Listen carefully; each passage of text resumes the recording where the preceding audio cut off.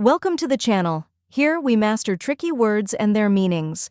Today we're tackling a word that describes something that changes or shifts in patterns, often in a colorful or dynamic way: kaleidoscopic.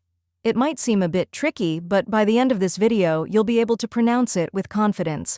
The correct pronunciation is kaleidoscopic. Let's break it down. First we have ka, which sounds like say in cat. Next is li, which rhymes with fly and is the stressed syllable. Then comes duh, which sounds like duh in dumb. After that is ska, which rhymes with saw. Finally, pick sounds like pick. Now, let's put it all together. Kaleidoscopic. Try repeating after me. Kaleidoscopic.